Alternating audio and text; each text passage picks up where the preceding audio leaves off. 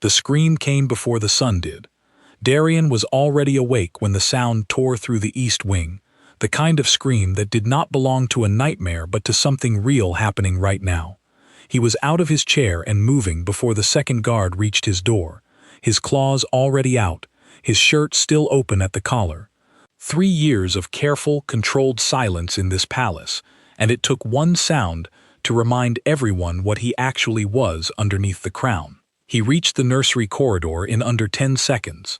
2 guards were already down, not dead, but folded against the wall like paper someone had crushed in one hand. A third guard stood frozen at the nursery door, staring inside, his face gone the color of old snow. Darian shoved past him. The room was wrecked. The window stood open, the curtain ripped half off its rail, cold night air pouring in like water into a sinking boat. Lyra's bed was empty. Her small cloth rabbit lay on the floor, one ear torn. He did not shout her name. He had learned over 3 years that shouting did nothing for a child who could not answer. Instead he went still, the way a predator goes still, and listened. He heard breathing, fast, shallow, frightened, coming from the wardrobe in the corner. He crossed the room in 2 steps and pulled the doors open. Lyra was pressed into the back corner of the wardrobe, knees to her chest, eyes wide and dry, because she never cried, not once in 3 years, not even now. Behind her, crouched low with one arm wrapped protectively across the child's shoulders, was Sarah. There was a cut along Sarah's cheekbone, already closing, because Omegas healed fast when they had to. Her uniform was torn at the shoulder. Her eyes met Darian's, and for 1 second neither of them said anything, because there was nothing simple enough to say. There were 2 of them, Sarah said. Her voice was steady in the way voices go steady, only after real fear has already passed through and left the body hollow. They came through the window. They knew exactly which room. Darian's jaw tightened. Pack markings? None. No scent I recognized. They wore no colors. She swallowed. They said her name before they said anything else. They knew who she was. That was the detail that mattered. Not an accident, not a random intrusion into a palace known for its wealth. Someone had come for his daughter specifically, in the middle of the night, with 2 guards taken down before they could raise an alarm. He knelt in front of the wardrobe, bringing himself down to Lyra's level, the way he rarely allowed himself to do in front of witnesses. His daughter looked at him, then at Sarah, then back at him, her small hand tightening in a fold of Sarah's sleeve. "You're safe," he said quietly, "both of you." Sarah nodded, but her eyes said something else. They said she did not entirely believe him, and that she had reasons of her own, reasons that went back further than tonight, for why she did not believe promises made in the dark. They moved Lyra to the royal wing that same hour, to a room beside Darian's own, guarded by 4 wolves instead of 2. Sarah came with her, because when the healers tried to separate them, Lyra's whole body locked rigid, and even Darian, watching from the doorway, understood there was no argument to be made against that kind of fear. By dawn, the entire court knew something had happened. By mid-morning, half of them were pretending not to know anything at all, which in a palace like this one always meant the opposite. Darian called his council before the sun had fully cleared the eastern towers.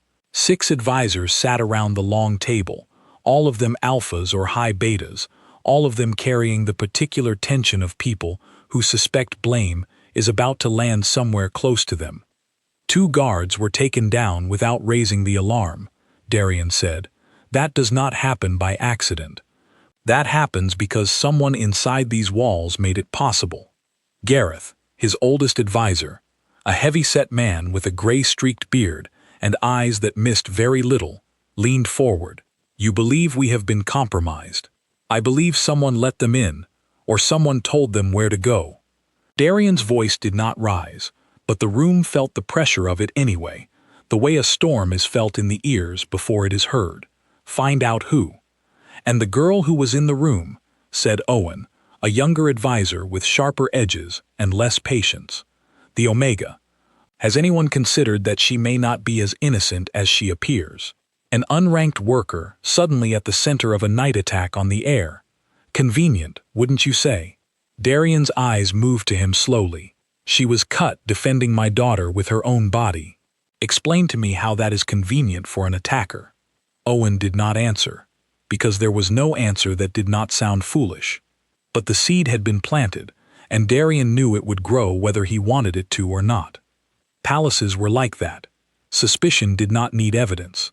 It only needed a place to root.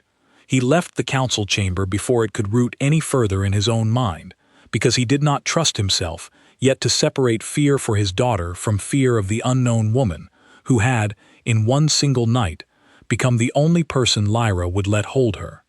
He found Sarah in the small sitting room beside Lyra's new chamber.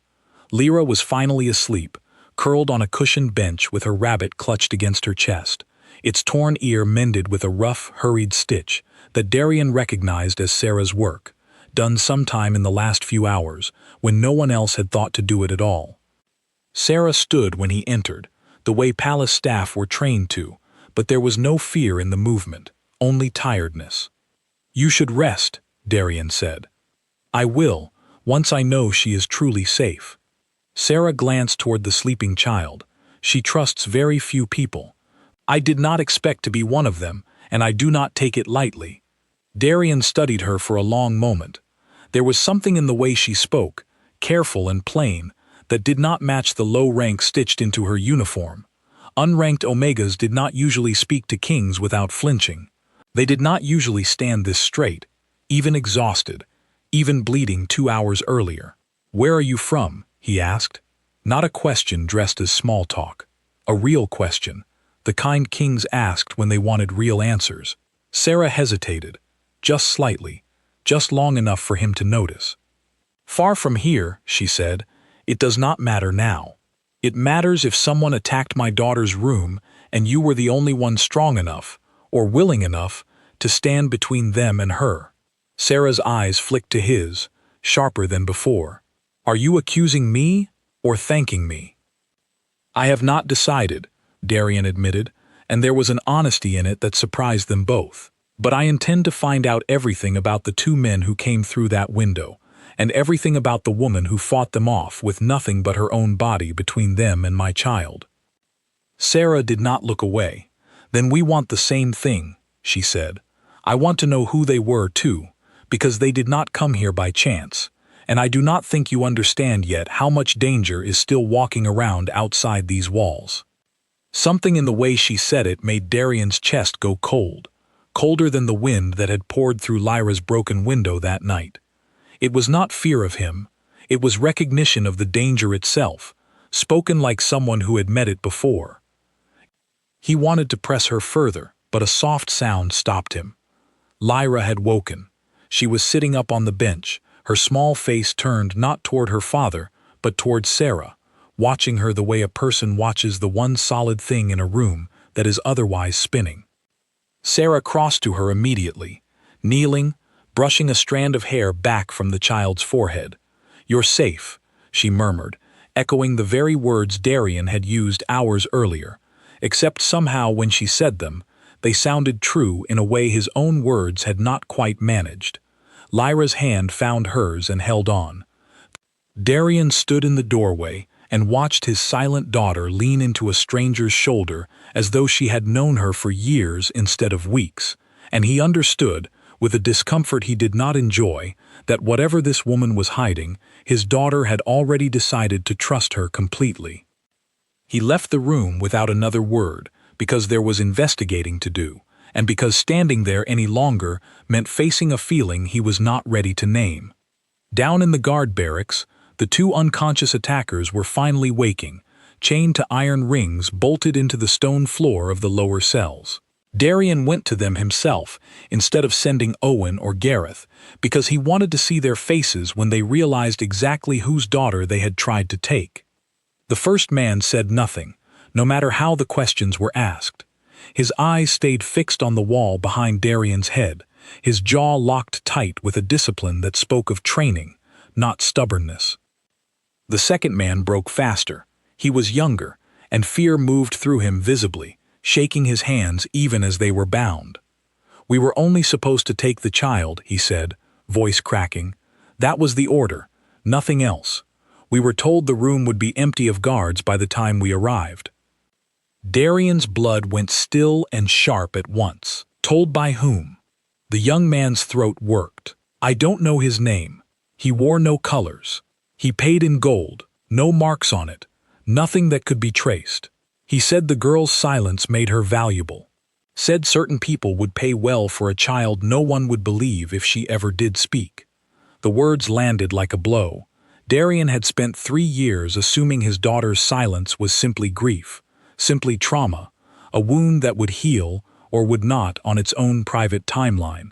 He had never once considered that her silence itself, the fact that she could not testify, could not accuse, could not name a person even if she remembered one, made her a uniquely safe target for people with very specific and very dangerous intentions. Whoever hired you, Darian said, low and even. New details only someone close to this palace would know. The guard schedule, the layout of the nursery wing, which window was weakest. The young man's eyes dropped. I only know he had eyes inside. That's all I was told. That's all I know. I swear it. Darian left the cells with more questions than he had walked in with, and one certainty burning steady beneath all of them. Someone within these walls had sold information about his daughter's exact vulnerabilities to a stranger who understood precisely how to exploit a mute child's inability to accuse anyone at all.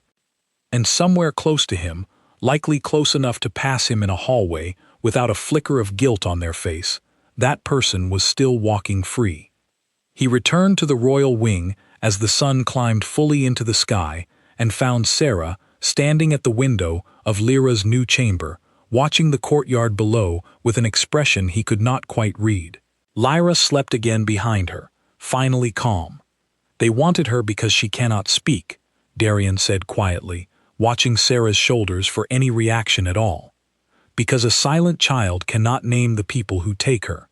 Sarah's hands tightened slightly on the windowsill. She did not turn around right away, and when she finally did, her face had changed, something old and grim moving behind her eyes. I know, she said. I have known people who understood that particular kind of cruelty before. I hoped I had left it behind me when I came here. Darian's suspicion sharpened into something closer to alarm. You know this. Specifically. Sarah met his gaze without flinching, though something in her posture braced for what might come next. There are things about where I came from that I have not told you, and things I am not ready to tell you yet, but I promise you this, I did not bring this danger here. If anything, it followed me, the same way it is now circling your daughter. The room went very quiet. Outside, a bird called once and fell silent, and the palace around them held its breath, the way old stone buildings sometimes seem to, when the people inside them are standing at the edge of something they cannot yet see the shape of. Darian did not know, in that moment, whether to trust her completely or to lock every door in the palace against her. All he knew, watching his daughter's small hand still curled loosely around a fold of Sarah's sleeve, even in sleep, was that whatever answer he chose next would decide far more than just his own safety. It would decide whether Lyra ever felt safe again at all. 3 days passed before Darian allowed himself to sleep more than an hour at a time. Every guard in the palace had been questioned. Every servant's schedule for the week before the attack had been pulled apart thread by thread, and still, the person who had sold information about his daughter's window, her guard rotation, her exact vulnerability, remained a shadow with no shape. Sarah had not left Lyra's side once, not truly. She slept on a narrow cot brought into the corner of the child's new chamber, and during the day she moved through small tasks the way she always had, folding linens, tending the fire, humming under her breath, except now every one of those quiet moments was watched by at least 2 guards stationed at the door. She noticed. Of course she noticed. She was not foolish, and she said nothing about it, because she understood exactly why the suspicion had not faded. It was on the 4th morning that Owen came to Darian with something he called proof. A servant in the kitchens saw her outside the walls 2 nights before the attack, Owen said, standing very straight, very pleased with himself in the careful way of a man who believes he is about to win an argument, meeting with someone in the trees past the eastern gate. No one else. No guard escort. She told no one where she was going. Darian's stomach tightened, not with certainty, but with the particular dread of a man who does not want to believe an accusation and cannot yet disprove it either. "Bring the servant to me." The servant, a nervous young woman named Priya who worked the ovens, confirmed it under questioning, though her account wavered under pressure, details shifting slightly each time she repeated them. She had seen a figure near the tree line. She could not say for certain it was Sarah. It was dark. She had assumed, because of the uniform color, because of the hour. It was not enough to convict anyone in any fair court. But Darian did not live in a world governed only by fair courts. He lived in a world where his daughter had nearly been taken from her bed, and where every unanswered question felt, in the small hours of the night, like a door left open for the next attack. He went to Sarah directly, because he refused to let this happen through whispers and reports, while she stood accused without ever facing him. He found her in the garden courtyard, where Lyra sat nearby playing with smooth stones on the stone bench, arranging them in careful lines the way she often did when she needed the world to feel ordered again. "Were you outside the walls 2 nights before the attack?" Darian asked, without softening the question at all. Sarah's spine straightened. Yes. The single word landed harder than any denial could have. Darian felt something in his chest go tight and cold. Meeting who? Someone I have known for a long time. Someone I trust, and someone who has nothing to do with what happened to Lyra. Her jaw set, stubborn in a way he had not seen from her before. "I will not give you a name that could put another innocent person in danger, not when I do not yet know how deep this threat actually runs. You understand how this looks." "I understand exactly how it looks," Sarah said, and there was real anger in it now, the first he had ever heard from her, quiet but sharp as a blade drawn slowly from its sheath. "It looks like the easiest answer, an unranked omega, secretive, present at the exact moment of an attack, seen slipping outside the walls days before. I have lived my whole life being the easiest answer for other people's problems. I did not expect it to follow me here as well." Lyra looked up from her stones at the change in tone between them, her small face going tense and watchful, and both adults noticed at once, and both immediately lowered their voices, though the tension between them did not lower with it. "Give me something," Darian said, quieter now, aware of his daughter's eyes on them both. "Anything. A reason to trust you fully, instead of only partly."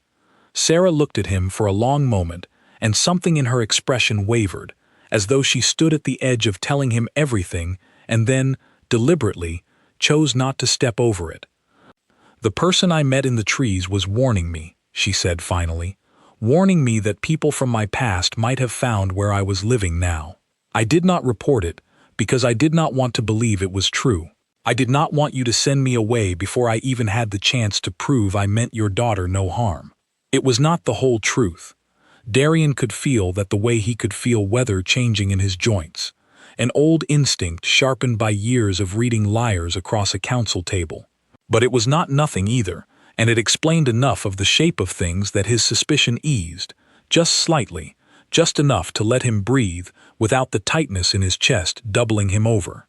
"If someone from your past has found you," he said slowly, "then you have brought exactly the kind of danger to my daughter that I most feared." "Then help me find them first," Sarah said immediately, her voice fierce now instead of defensive, "before they find her again." That night, the palace's outer watch caught movement near the same tree line Priya had described.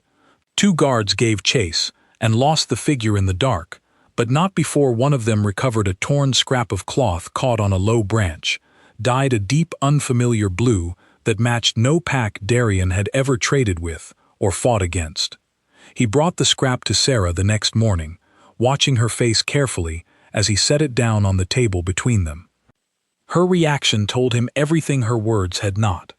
The color drained from her face entirely, her hand, reaching toward the cloth, stopped halfway there and curled instead into a fist against the table's edge. "You know this color," Darian said. It was not a question. "I know exactly whose colors these are," Sarah said, and her voice had gone very quiet, very controlled, the careful stillness of someone forcing down panic by sheer will. "This is the mark of the Hollow Veil pack, my father's pack, the one I was sold away from when I was 12 years old." Darian went very still. "Sold. Not every pack treats its omegas the way yours does," Sarah said, and there was old pain in it, worn smooth by years but never fully healed.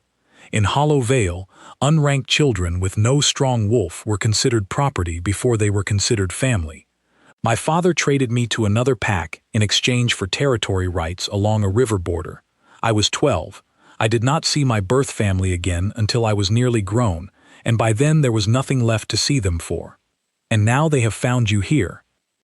Or they have found something they want here," Sarah said, and her eyes moved, unwillingly, toward the window where Lyra could be seen outside, still arranging her stones in the garden, oblivious to the conversation shaping her fate above her head.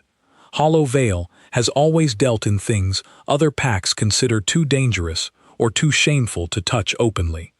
Children who cannot be traced, children who cannot testify.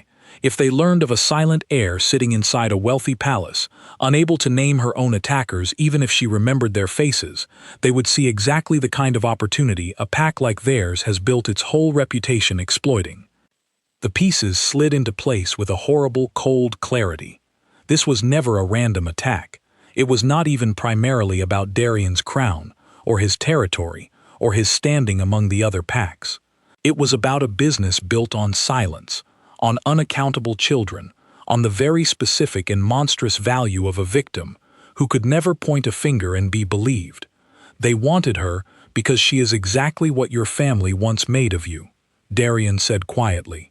"Something that could disappear without a witness able to say what happened." Sarah's eyes filled, briefly, with something raw and old, and she blinked it back with visible effort. "I swore I would never let that happen to another child if I had any power to stop it. I did not know, when I took this position, that I would be given the chance to keep that promise so directly." Darian studied her for a long moment, feeling the last of his suspicion finally give way beneath something sturdier, something closer to alliance than doubt. "Then we hunt them together," he said. "Whatever it takes." "There is something else," Sarah said, and her voice dropped lower, careful in a new way, as though she were finally about to open a door she had kept shut even from herself. "Hollow Veil does not send agents this far without believing there is a very large reward waiting at the end of the risk. They would not move against a king's own household for a simple ransom. There is something more here that they want. What could be worth that risk?" Sarah hesitated, and in that hesitation Darian saw, for the first time, real fear that had nothing to do with the attackers outside the walls, fear that seemed to come from somewhere much closer, much more personal. "I do not know for certain," she admitted, "but I have a suspicion I am not ready to say aloud, not until I have proof, because if I am wrong, I will have frightened you over nothing, and if I am right, it changes everything you believe about your daughter, about her mother, and about why I truly came to this palace in the first place." Outside, in the garden, Lyra had stopped arranging her stones. She was standing very still, facing the tree line at the edge of the courtyard wall, her small body rigid, her eyes fixed on something neither adult inside could yet see. Darian's blood went cold the moment he noticed.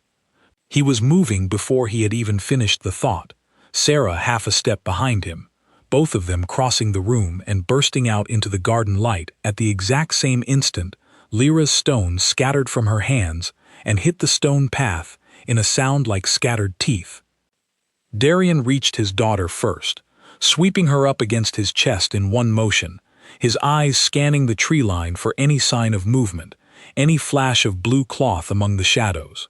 There was nothing, no sound, no scent carried on the wind except old pine and cold stone. Whatever Lyra had seen, or thought she had seen, had already gone. Sarah arrived a half-breath later, her hand immediately going to the child's back, steadying her, checking her face for any sign of harm. Lyra was not hurt, She was simply staring, wide-eyed, toward the trees, her small chest rising and falling too fast. She saw something, Sarah said. Or she felt something, Darian answered, still scanning the tree line, his voice low and rough. Guards, sweep the perimeter, now. 4 wolves broke from their posts and moved into the trees at a dead run. Darian carried Lyra back inside himself, refusing to let her out of his own arms until the guards returned.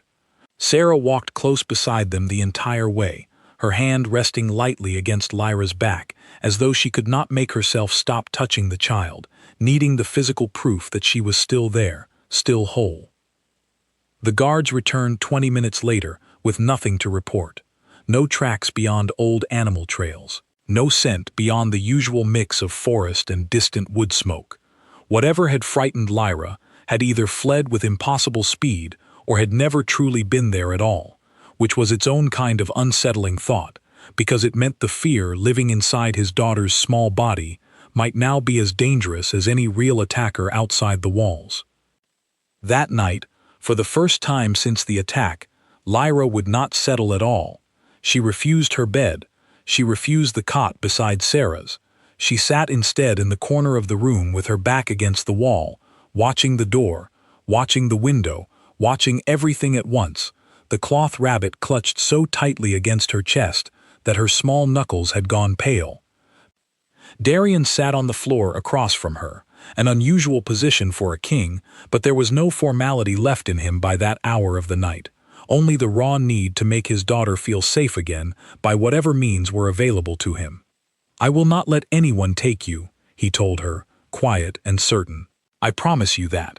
Lyra did not answer, of course, but her eyes moved to him and held, for longer than they usually did, as though she were weighing the promise, testing its weight against everything she had already survived and could not explain.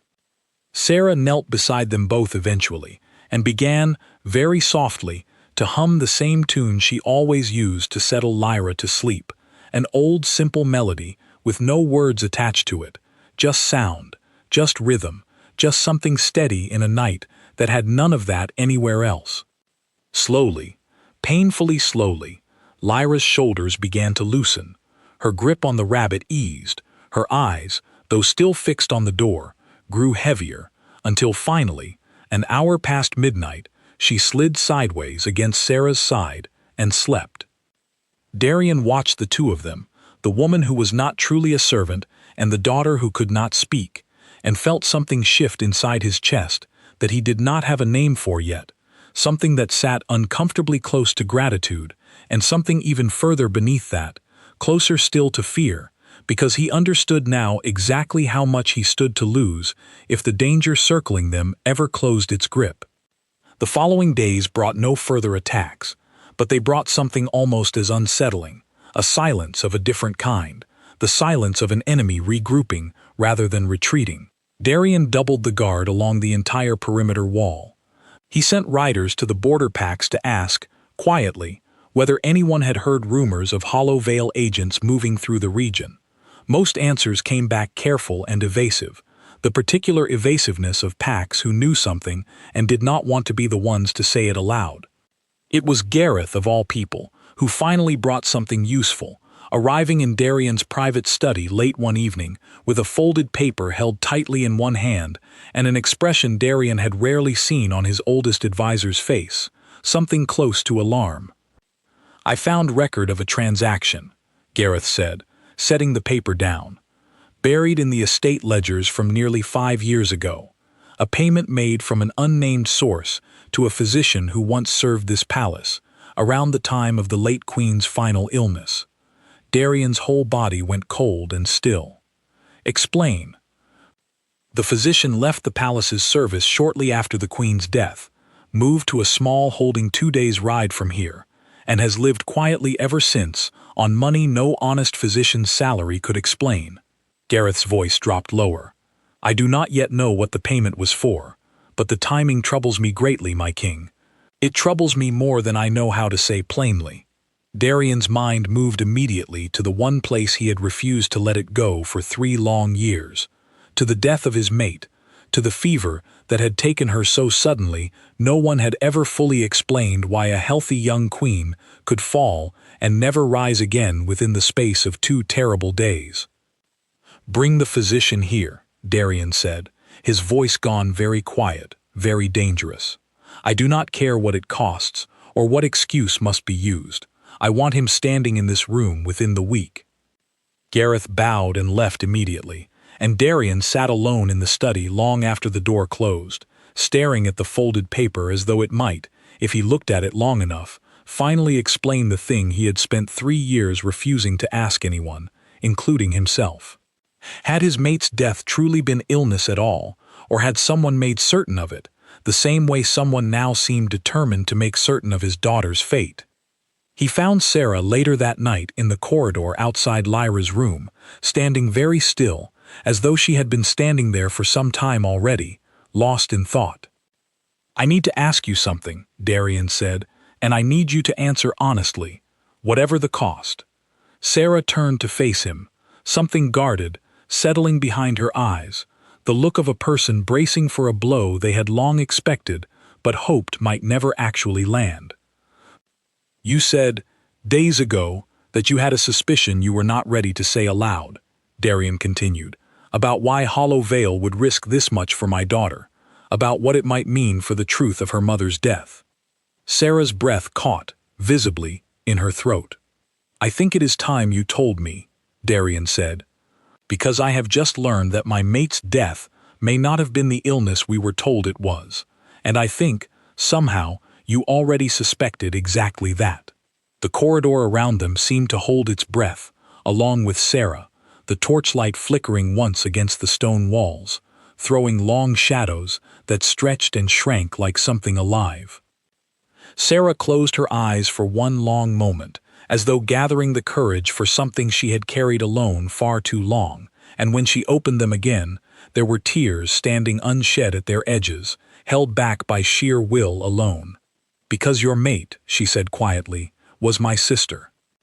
The word landed in the corridor like a stone dropped into still water, and for a long moment neither of them moved at all. "Your sister," Darian repeated, as though saying it slowly might make it easier to believe. "Half-sister," Sarah said, her voice trembling now despite every effort to hold it steady. "Same father, different mothers. She was born into the pack's proper bloodline. I was born to a woman my father never officially claimed, an Omega servant he took no responsibility for once I was old enough to be useful as a trade. Your mate grew up inside the great house, with silk on her back, and a future already chosen for her. I grew up in the servants' quarters, watching her from a distance, knowing we shared blood but never once being acknowledged as anything close to family. She never spoke of you. She did not know the full truth herself, until she was nearly grown," Sarah said. "Our father kept it buried well. It was only in the last years of her life, after she came here, after she became your queen, that she learned the truth and began searching quietly for me. She found me 2 years before she died. We wrote letters. We met twice, in secret, because she feared what it would mean for her standing, and for my safety, if Hollow Vale learned she had claimed me as kin." Darian's mind raced backward through years of memory, searching for some sign he had missed, some letter left unexplained, some absence never questioned. He found nothing solid, only the vague memory of his mate occasionally traveling under thin excuses to visit distant relatives she rarely named. "When she died," Sarah continued, her composure finally beginning to crack, "she left instructions with a trusted friend, instructions to find me if anything ever happened to her, and to place me somewhere close to her daughter, in whatever quiet way could be managed, so that Lyra would never grow up entirely without family that shared her mother's blood, even if that family had to remain hidden." "That is why you came here. That is why I came here," Sarah confirmed. "I did not know, when I accepted the position, that it would mean stepping into danger this large. I only knew I owed my sister this much, after everything our father's world had cost us both." Darian stood very still, feeling the shape of the last 3 years rearrange itself entirely around this single revelation. His mate had a sister. His daughter had an aunt. blood family walking quietly through the palace halls in a servant's uniform, close enough to touch, and no one, not Darian, not the council, not a single soul in this palace had known. And Hollowvale had known. That realization slammed into him with the force of a physical blow. They did not come for Lyra because she is a silent heir, Darian said slowly, the pieces finally locking together with terrible clarity. They came because you are here, because you are the last living proof of a bloodline they sold away once and would very much like to erase completely now, especially if that bloodline has quietly attached itself to a king's own household. Sarah's face went pale. If they expose what I am, and what our father did, it could destroy Hollowvale's standing among the packs entirely. Trading away one's own blood for territory rights is considered a deep shame among the old families, shameful enough that some packs would use it as grounds to challenge Hollowvale's rule outright. And if they cannot buy your silence, Darian said, they will simply remove you and take Lyra in the same stroke, because she is proof of the connection, and because a silent child makes for an easy, unaccountable disappearance. The full shape of the danger settled over them both like a physical weight. This had never been a simple attack on a wealthy household. It was an attempt to erase an entire inconvenient truth, buried deep in one family's shameful history, before that truth could ever surface and cost them everything. The physician, Darian said suddenly, urgency sharpening every word. The one Gareth found records of. If my mate's death was not illness at all, they may have been silencing her even then, Sarah finished quietly, horror dawning fully across her face. If she was preparing to acknowledge me publicly, to bring me into the light, where Hollowvale could no longer pretend I did not exist, that alone might have been reason enough for them to act. Darian doubled every guard again, sent riders at first light demanding the physician be brought under heavy escort rather than simple summons, and placed 2 of his most trusted wolves directly outside Lyra's door with orders to admit no one, not even members of the council, without his personal word. The physician arrived 3 days later, escorted under heavy guard, a thin, nervous man named Colin, whose hands shook visibly the moment he was brought into Darian's private study. He did not last long under questioning. Faced with the full weight of a king's fury and the promise of exile if he lied, Colin broke within the hour, confessing in halting, frightened sentences that he had indeed been paid, 5 years earlier, to alter the treatment given to the queen during her final illness, to ensure that what should have been survivable fever became something the body could not fight off at all. I did not know why, Colin said, weeping openly by the end.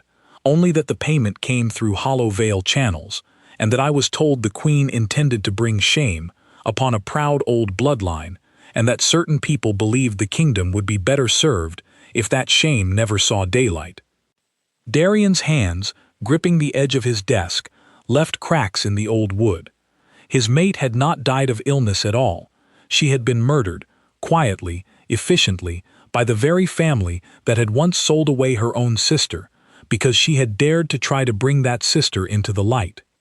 And now, 3 years later, that same family had come for her daughter, hoping to finish what they had started, while erasing the last inconvenient proof of their old shame in the same stroke.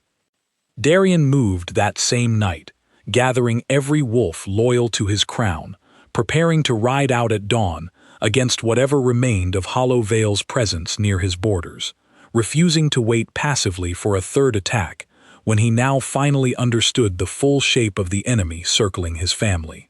But the enemy, it turned out, did not intend to wait for dawn either. It happened just past midnight, while half the palace slept and the other half stood exhausted at their posts from 3 sleepless nights running. A fire broke out in the western stables, sudden and unnatural, clearly set rather than accidental, drawing nearly every available guard away from the royal wing to fight the flames and calm the terrified, screaming horses trapped inside. It was, Darian would understand only later, exactly the distraction Hollowvale had been waiting for. Sarah felt it before she heard it, a wrongness in the air, a stillness where there should have been the ordinary sounds of a guarded night. She was already moving toward Lyra's bed when the window shattered inward, glass scattering across the floor like scattered ice, and two figures dropped into the room with the coordinated silence of people who had done this exact thing before. Sarah did not hesitate. She threw herself between the intruders and the bed, claws out despite her low rank, despite every rule that said Omegas did not fight, because in that moment, she was not an Omega maid at all. She was an aunt, standing between her sister's child and the same darkness that had already taken one member of this family. The fight that followed was short and brutal. Sarah was strong, stronger than her rank ever suggested, but she was 1 against 2, and within moments, a blow caught her across the ribs hard enough to send her crashing into the wall, the breath driven entirely from her lungs. Lyra, wrenched awake by the crash, saw everything. She saw the broken window. She saw the two strangers moving toward her bed. She saw Sarah struggling to rise from the floor, one arm pressed hard against her side, blood already darkening through her sleeve. And something inside the small, silent girl, something that had stayed locked away for 3 long years, broke open entirely. She did not scream, not at first. She scrambled backward across the bed, putting herself, impossibly, deliberately, between the intruders and the fallen woman on the floor, her small body shaking, her eyes wide and wild, and finally, no longer empty. The larger of the two intruders reached for her. And Lyra screamed a single word, loud enough to tear through stone walls, loud enough to bring every guard in the palace running at once, loud enough that Darian, 3 corridors away, felt his entire world stop turning at the sound of his daughter's voice for the first time in 3 years. It was not aimed at Sarah in confusion, not a mistaken word for a stranger. It was aimed at the intruder reaching toward her, a command, a warning, a claim staked with everything her small body had left in it, the word for the one person who had shown her, every single day since arriving in this palace, exactly what safety was supposed to feel like. Guards flooded the room within seconds. The intruders, faced suddenly with overwhelming numbers, retreated back through the shattered window rather than risk capture, vanishing into the dark before a single blade could reach them. Darian arrived moments later to find his daughter kneeling on the floor beside Sarah, both hands pressed hard against the wound in her side, tears finally streaming down her face for the first time in 3 years, her small voice repeating the word over and over now, broken and desperate and utterly real. Mama, mama, mama. Sarah, pale and bleeding but conscious, reached up with one trembling hand and touched Lyra's cheek, and despite the pain written plainly across her face, she managed something close to a smile. "I'm here," she whispered. "I'm here, little one. I'm not going anywhere." Darian dropped to his knees beside them both, his hands shaking as he checked the wound, relief and horror, and something entirely new colliding inside his chest all at once. His daughter had finally spoken, after 3 years of silence, and the word she had chosen, the word that had broken free of her at the exact moment everything might have been lost, belonged not to him, not to any memory of the mother she had lost, but to the woman bleeding on the floor in front of them, the woman who had just proven, in the most violent and undeniable way possible, exactly what she meant to this family. Sarah's wound was deep but not fatal, the healers said, though it would take weeks to fully close even with an Omega's faster healing. She refused to be moved anywhere but the chair beside Lyra's bed, and no one, not even Darian, found the will to argue with her about it. Lyra did not stop speaking, not entirely, though her words remained few and carefully chosen, as though 3 years of silence had taught her to treasure each one rather than spend them carelessly. She said Sarah's chosen name now instead of only the word that had torn free of her in crisis, though sometimes, in quiet, unguarded moments, the other word slipped out too, soft and unthinking, the truest thing she had left to say. The council convened at dawn, and Darian entered the chamber carrying none of his usual patience for their debates. He laid out everything, the physician's confession, the hollow veil attack, Sarah's true bloodline, refusing to let a single detail remain hidden any longer, because hidden truths were exactly what had nearly cost him his daughter twice now.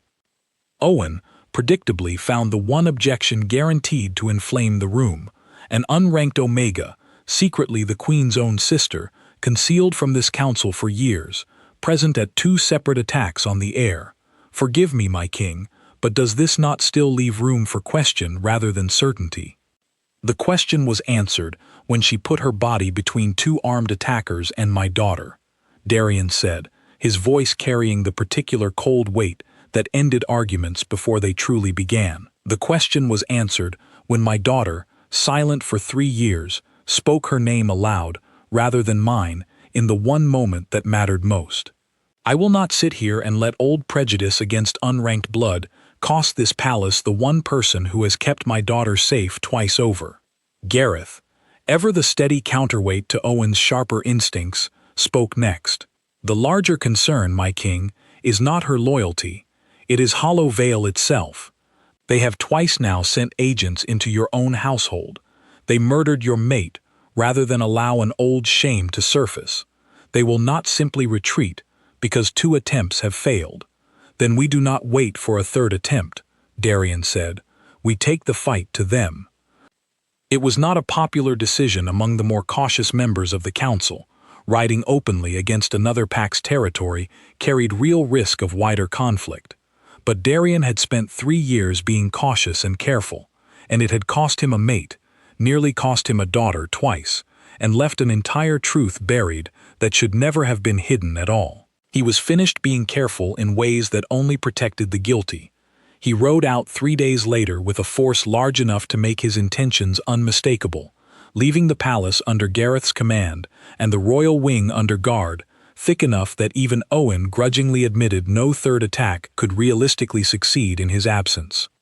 Sarah, still healing, remained behind with Lyra, and in the quiet, dangerous stretch of days while Darian rode toward confrontation, something steadier began to grow between the 2 of them, something that did not depend on crisis or fear to hold its shape. Lyra began speaking more each day, small sentences at first, careful observations about the garden, about the shape of clouds, about the stitching on her rabbit's mended ear. She never spoke much about the attacks themselves, and Sarah never pushed her to, understanding better than most, the particular mercy of letting a wound heal at its own pace, rather than forcing it open before it was ready. "Will he come back?" Lyra asked one evening, watching the road from the window, with the same rigid stillness she once used to track danger, now aimed instead at hope. "Yes," Sarah said, with more certainty than she entirely felt herself, because Hollow Vale was not a pack that surrendered easily, and she knew better than anyone the particular cruelty her father's people were capable of when cornered. She was right to worry. Word reached the palace 6 days later that Darian's force had found the Hollow Vale agents holed up in an abandoned watchtower near the border, agents that included, Gareth reported grimly, the same 2 men responsible for both attacks on the royal household. The confrontation had been brief and violent, and Darian had returned with wounds of his own, none serious, but enough that Sarah's breath caught sharply when she finally saw him dismount in the courtyard, favoring one side, his face drawn tight with the particular exhaustion of a man who has just spent days doing violence he did not enjoy but did not regret either. Lyra ran to him the moment he crossed the threshold, faster than she had moved in years, and he caught her against his chest, despite the ache in his ribs, holding her the way he had not allowed himself to fully hold her since her mother's death, as though some old restraint in him had finally broken loose alongside everything else that had broken open these past weeks. "They will not trouble this house again," Darian said quietly, once Lyra had finally been coaxed to sleep, and he sat with Sarah in the small sitting room, both of them nursing wounds that would take time to close. "The agents responsible have been dealt with. Hollow Vale's leadership has been informed, in terms they cannot mistake, that any further move against this family will be answered with full and public exposure of what they did to their own daughter and what they arranged for their own queen." Sarah absorbed this slowly, something in her posture finally easing after weeks of held tension. "They will hate that more than anything," she said, "more than losing agents, more than losing a fight, the shame of it becoming known, truly known, across every pack that matters." Then let them hate it, Darian said. It is nothing less than the truth, and the truth has already cost this family enough. I will not let it stay buried a moment longer. He was quiet for a long moment, watching the fire rather than her, and when he finally spoke again, his voice carried a different kind of care than before, less the careful distance of a king questioning a stranger, and more the plain honesty of a man speaking to someone he had come, slowly and without entirely meaning to trust completely. I owe you an apology, he said, for the suspicion, for the questions asked without kindness. In the days right after the first attack, when I should have simply seen what my own daughter saw from the very beginning. You had every reason for caution, Sarah said. I would have questioned me too, in your position. Perhaps, but caution and cruelty are not the same thing, and I let them blur together more than once these past weeks. He turned to look at her directly now. You gave up a great deal to come here. A quiet life, distance from a past that clearly still carries real danger. You did it to honor a promise to a sister you barely had the chance to know. I did it because I could not bear the thought of Lyra growing up entirely alone, the way I did, Sarah said simply. No one deserves that kind of loneliness, especially not a child who has already lost so much. Darian studied her for a long moment, something warm and unfamiliar moving behind his tired eyes. She is fortunate, then, that her mother thought to leave her family behind, even family she had to hide until now. We do not have to hide anymore, Sarah said, quiet wonder threading through the words, as though she were only just now allowing herself to believe it. No, Darian agreed, we do not. There remained one thread still unresolved, one that gnawed at Darian even amid the relief of his daughter's returned voice. Someone inside the palace had sold information about the nursery wing before the very first attack, and that person had never been found. Gareth pursued the question with the same quiet persistence he brought to everything, and it was Sarah, in the end, who noticed the detail everyone else had overlooked. The guard rotation that night, she said one afternoon, sitting with a ledger of duty schedules spread across her lap while Lyra napped nearby. It was changed 2 days before the attack. Someone requested it changed, citing a minor injury that kept the usual night watch from his post. Darian took the ledger from her, scanning the signature at the bottom of the request. It belonged to a junior guard named Edmund, a quiet young man who had served in the household for nearly 2 years without ever drawing particular notice from anyone, which was, Darian realized with a cold twist in his stomach, exactly the kind of guard who made an excellent spy. Edmund was found within the hour, and confessed with far less resistance than Colin the physician had shown, weeping almost immediately once confronted with the ledger and the timing it revealed. He had been approached months earlier by a stranger offering more gold than a junior guard could earn in 5 years of honest service, in exchange for small pieces of information that seemed harmless at the time, a schedule here, a Windows weak latch there, nothing that felt, in the moment, like it could possibly add up to an attack on a child. I did not know what they intended, Edmund said, his voice cracking. I told myself it was only information. I told myself no one would truly act on it. I was a fool, and I am sorry, though I know sorrow changes nothing now.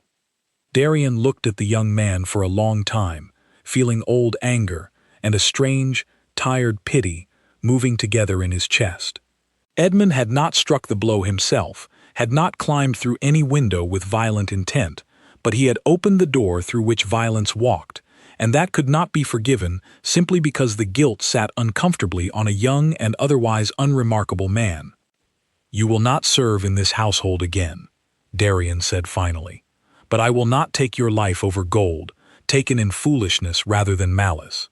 You will leave these lands and never return, and you will carry the knowledge of what your choice nearly cost an innocent child for the rest of your days.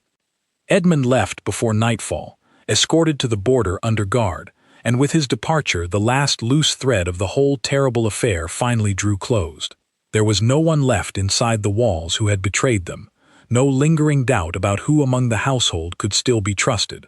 The palace, for the first time in months, felt entirely its own again. Safe not because danger had been driven far away, but because every hidden crack that had once let danger inside had finally been found and sealed. The council, in the weeks that followed, was made to formally acknowledge Sarah's place within the royal bloodline, not as a servant, not as an unranked outsider, but as the acknowledged sister of the late queen and the rightful aunt of the crown's only heir. Owen objected once more, weakly, and was outvoted so thoroughly by the rest of the council that he did not raise the subject again. Gareth, for his part, seemed almost pleased by the whole outcome, remarking once, quietly, to Darian alone, that a palace built on buried truths eventually collapses under the weight of them, and that this particular truth, once uncovered, had made the whole house sturdier rather than weaker. Lyra, for her part, cared for none of the politics at all. What she cared about was simple and complete.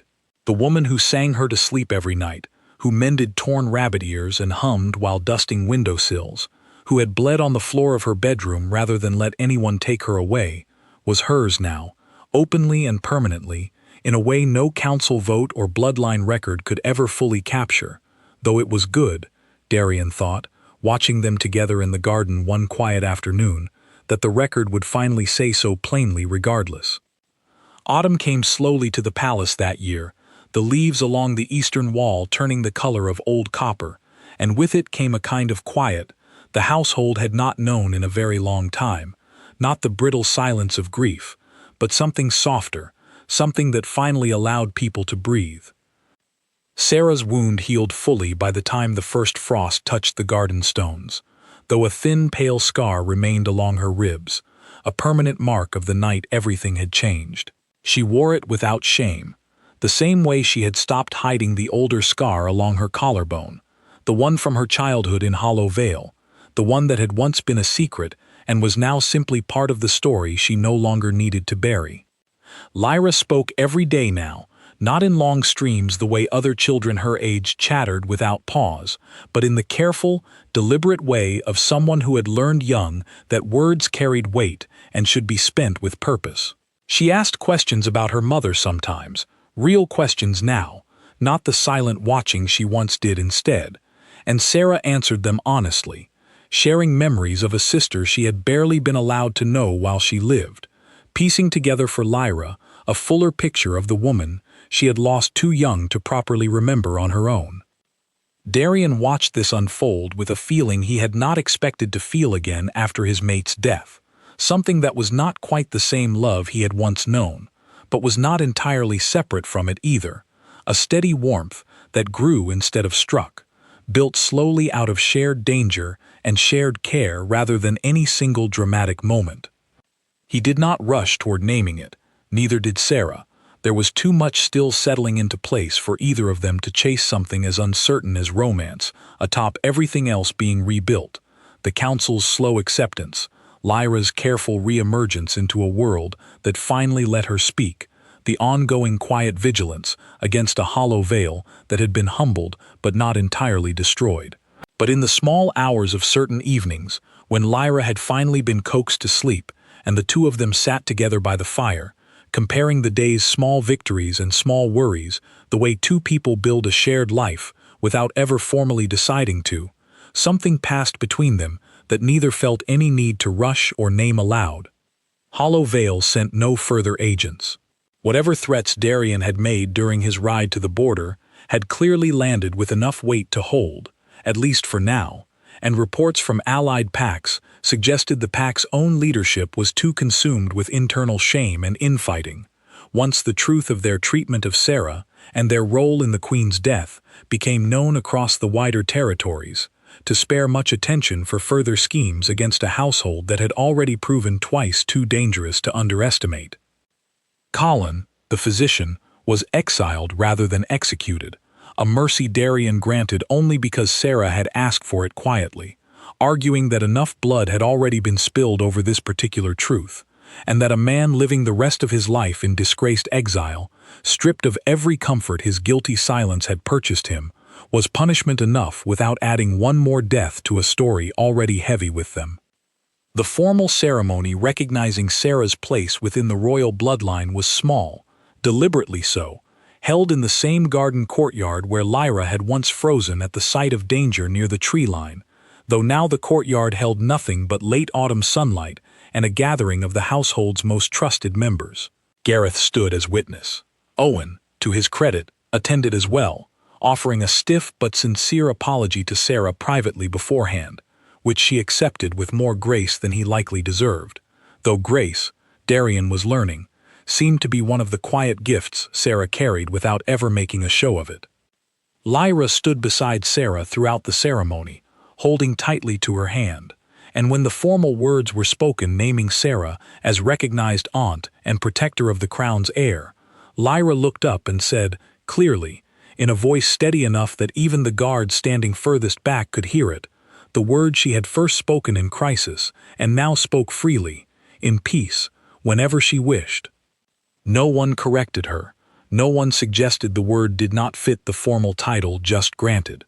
Sarah knelt immediately, pulling the child into an embrace that said everything the ceremony's careful language could not quite capture, and Darian, watching from beside them, felt no jealousy at all, only a strange, settled gratitude that his daughter had found her way back to speech through a bond that asked nothing of her except safety. Winter arrived properly a few weeks later, the first real snow settling over the palace grounds, and with it came smaller, quieter moments that mattered just as much as the larger ones that had come before. Lyra built a lopsided snow creature in the garden, with Sarah's help, declaring it, with great seriousness, to be a guard wolf standing watch over the whole household.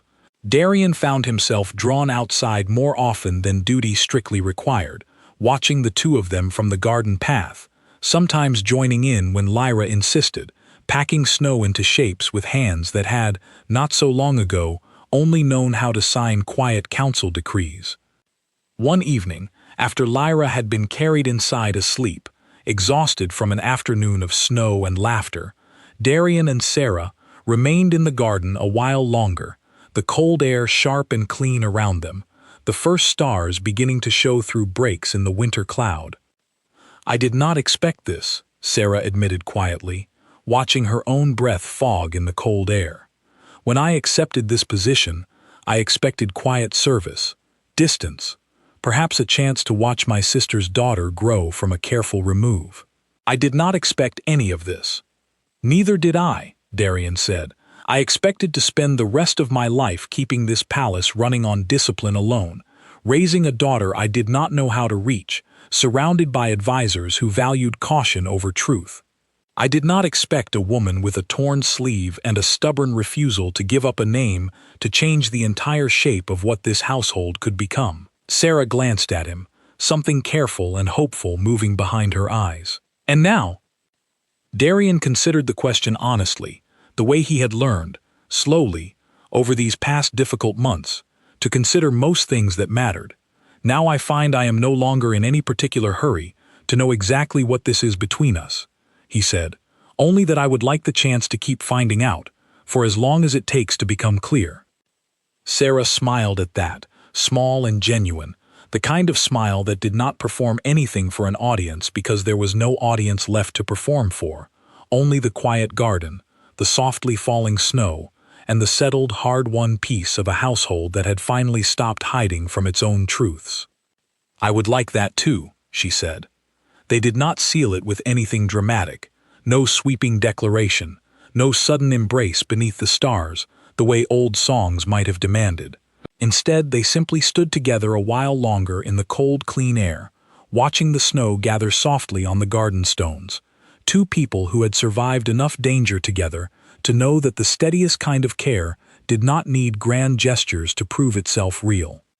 Inside, upstairs, past guarded halls that no longer needed to feel like a fortress under siege, Lyra slept soundly in her own bed for the first time in longer than anyone could easily remember, her cloth rabbit tucked beneath one arm, its once torn ear mended so carefully that the stitching had nearly disappeared into the fabric entirely, a small quiet proof that even the deepest tears, given enough patient care, could be made whole again.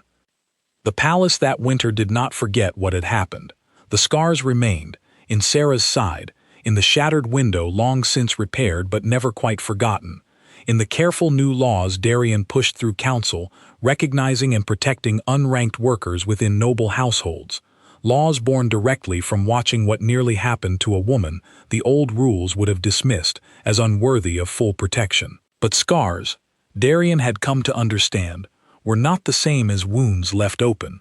A scar meant the danger had passed, and something had healed over it, stronger in its own way for having survived the break at all.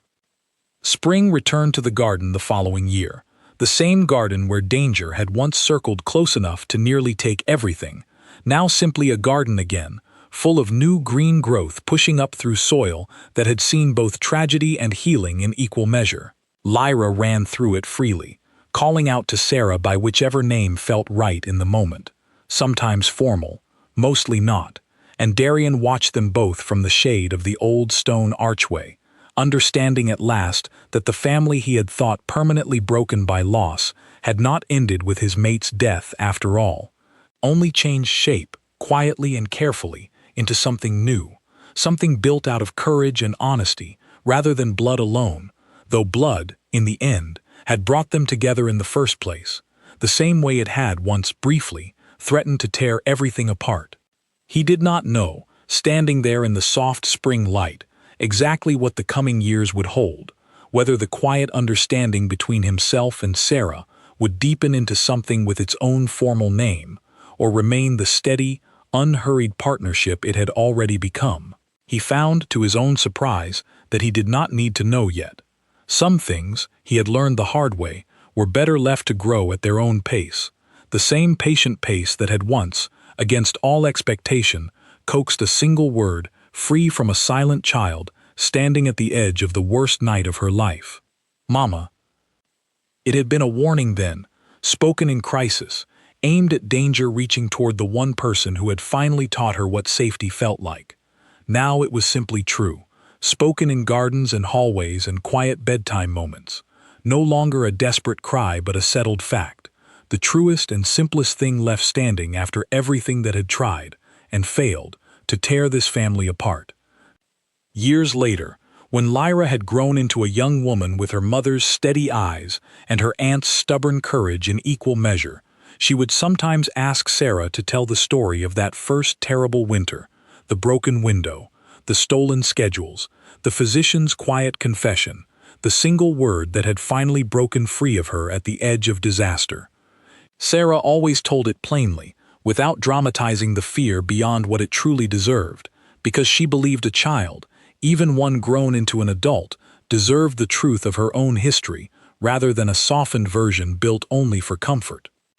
"You did not choose me because you understood everything," Sarah would say, near the end of the telling, "every single time. You chose me because somewhere underneath all that silence, you already knew who was safe. Children always know that, long before they have the words to prove it." Lyra never tired of hearing it, and Darien, listening from nearby more often than either of them realized, never tired of watching the two of them return, again and again to the same story, not because the danger in it still frightened them, but because the ending, every single time, reminded them exactly how far they had come from the frightened silence of that first sleepless night.